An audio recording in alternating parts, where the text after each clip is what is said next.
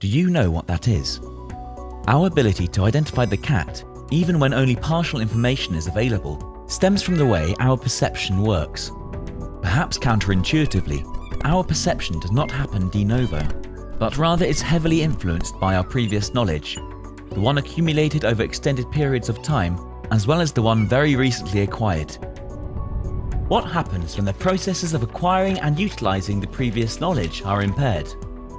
This is Sarah. Sarah is a university student.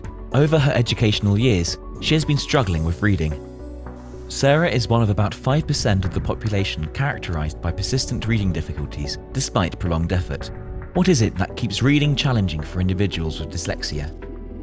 Meet Jeff. Like Sarah, Jeff is a university student.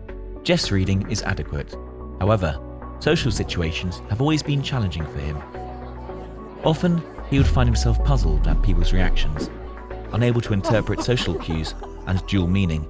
Jeff represents a separate population of individuals diagnosed with an autism spectrum disorder. Why don't they automatically acquire the social skills that their peers do? We discovered that both types of difficulties can be understood within the same conceptual framework of perceptual statistical learning.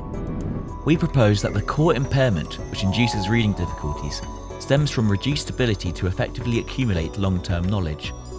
This impairment is not language-specific, but due to the dominance of reading in our life, when the accumulation of language regularity is deficient, reading gets profoundly affected, thus becoming a hallmark of dyslexia.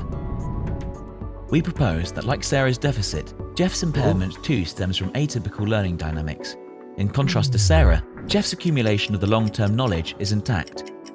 It is the fast-adjusting component responsible for our sensitivity to changes that is impaired, leaving Jeff's perception rigid and stuck on what has been repeated over and over again.